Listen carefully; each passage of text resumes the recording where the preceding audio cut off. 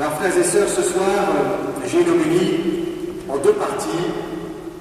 Je vais commencer par la deuxième partie, et tant pis, parce que j'ai peur que la première partie soit un peu longue, mais je vous la donnerai quand même. Vous aurez qu'à dire votre chapeau. Ah, voilà la réflexion que je vous propose, une application directe de l'Évangile. Cette effigie et cette inscription, de qui sont-elles? Dit Jésus en regardant la monnaie de l'impôt. De César.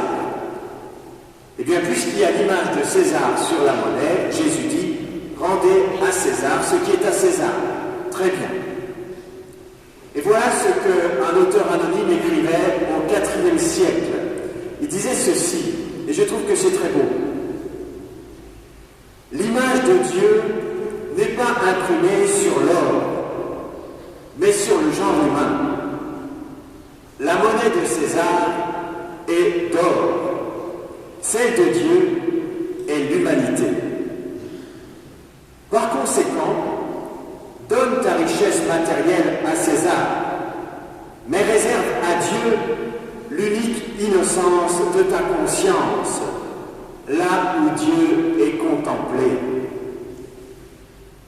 En effet, César a voulu son image sur chaque monnaie,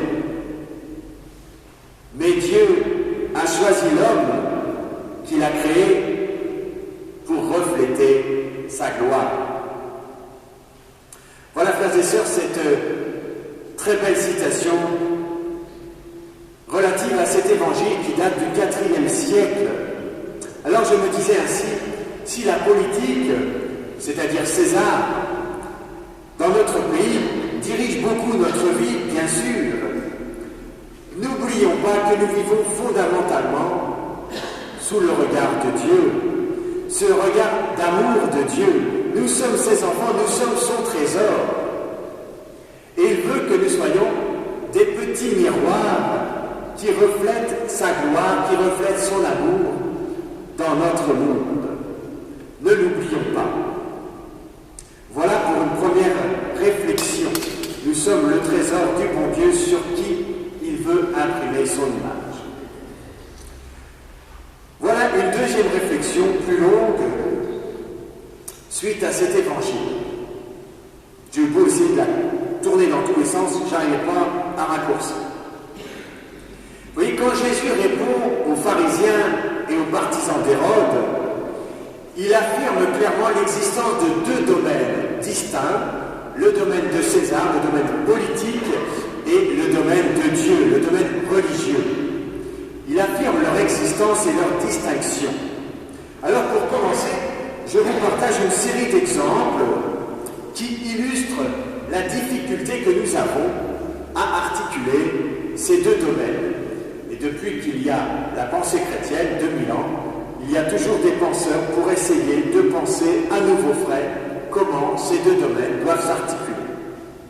Alors tout d'abord, au début du siècle, Clémenceau, qui n'est pas un grand saint, mais qui était peut-être un grand président quand même, disait ceci: rendez à César ce qui est à César, et tout est à César. Voilà. Fin de citation, fin de discussion, c'était Clémenceau. Dorothy Day, qui est une grande figure du catholicisme social aux États-Unis, au XXe siècle, affirmait de son côté ceci. Elle disait: si on rend à César ce qui est à César, il ne lui restera pas grand-chose, en fait rien. Tout est à Dieu, y compris le pouvoir qui vient de lui, comme Jésus le rappellera à César lors de son procès. César lui-même est une créature de Dieu. Fin de citation. Autre exemple pour montrer la difficulté d'articuler le religieux et le politique dans notre petite tête de Français. Il y a quelques mois, il y avait les élections municipales et dans le bulletin, j'ai publié un article qui disait « Il faut voter selon sa conscience, éclairée par sa foi ». Et certains paroissiens ont compris que j'invitais à voter selon la conscience des candidats. Ce qui, ma foi, suppose deux choses. Premièrement, de connaître la foi de chaque candidat qui se présentera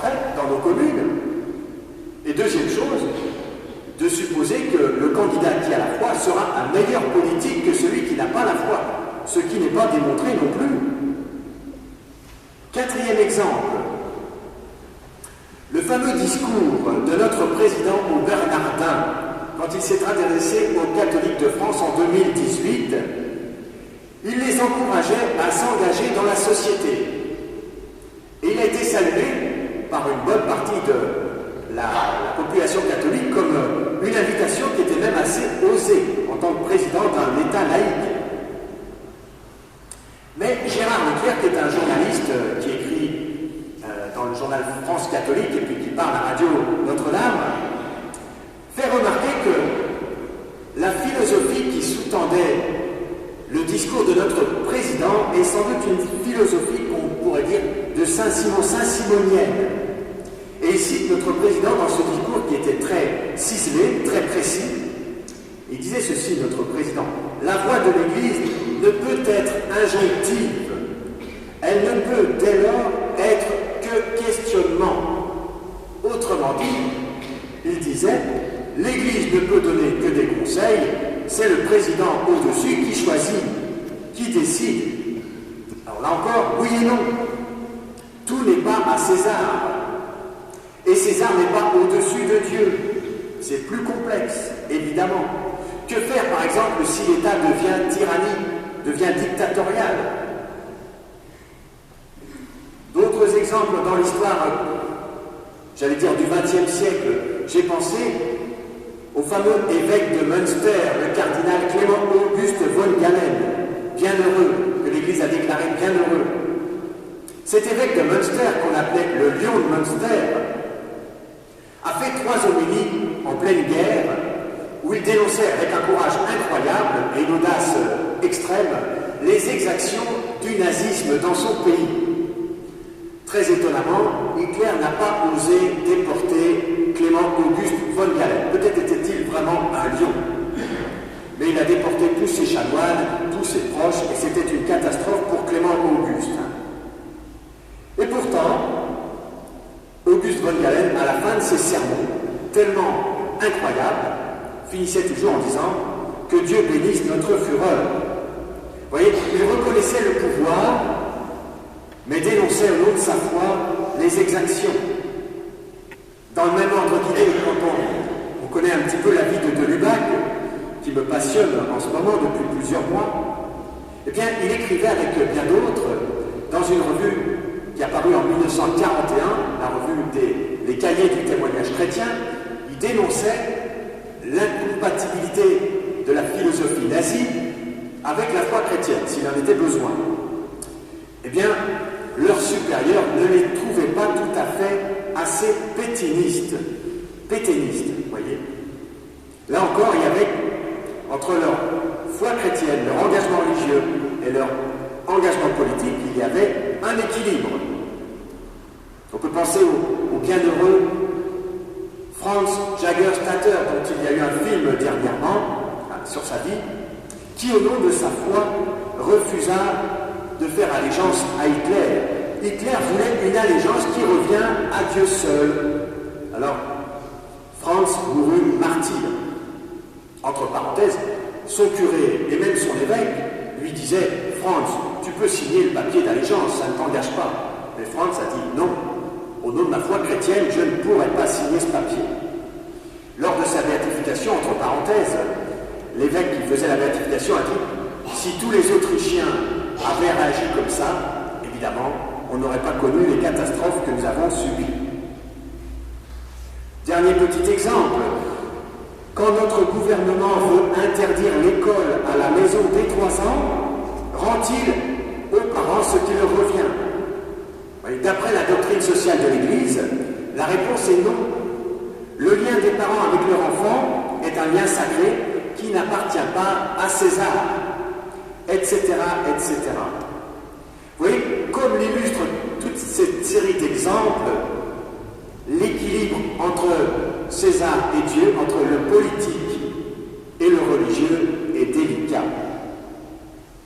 Alors je suis très sensible à cet évangile, à cette période dans notre société, dans notre monde où la politique, le politique, est très fortement présent, bien sûr, avec le Covid, avec les mutations de notre société, qui lui donne une place fort importante, bien sûr. Eh bien, Jésus, dans cet évangile, rappelle que si César a sa place, il a son importance, on lui doit ce qui lui revient, bien sûr. Il le rappelle, ça, Jésus. Il rappelle de la même manière que Dieu a sa place et qu'on ne doit pas oublier que Dieu a une place. Sous un autre angle, Jésus nous met en garde aussi contre une autre erreur, celle de mélanger les deux domaines. Croire que César est Dieu ou que Dieu est César ou que le politique est Dieu. Non. La politique, c'est la politique. Et aussi brillante soit-elle, elle reste la politique. Non, j'ose le dire, aucun président, aucun gouvernement, même avec le meilleur programme qu'il puisse nous promettre, ne sera jamais le Messie. Celui qui nous sauve en profondeur et pour l'éternité, c'est Jésus. Et on raconte que, cette petite anecdote, c'est que quand des moines sortent de leur monastère pour aller voter, ils le font de manière très détachée. Ils savent très bien que leur sauveur ne sortira pas des urnes. Leur sauveur, il est dans leur cœur, il est avec eux dans leur monastère, dans leur vie. Il faudrait que ce soit notre exemple pour chacun de nous, que chacun reste à sa place. Alors je conclus. Cette fois, c'est vraiment la conclusion. Pourrait-on dire peut-être simplement, si le politique dirige notre vie de l'extérieur, Dieu, lui, habite l'intérieur de notre âme. Si le politique nous contraint, et avec raison, pour que nous puissions vivre en société, nous sommes enfants de Dieu, ce qui nous donne une liberté intérieure inaliénable. Ou encore, si le politique dirige notre société ici-bas, Dieu, lui, nous appelle à l'éternité. Et il revient à chacun, de manière responsable, de toujours se poser la question où s'arrête l'influence de l'un au profit de l'autre. Jésus, dans cet évangile, renvoie les disciples des pharisiens et les partisans d'Hérode à leur conscience. Amen.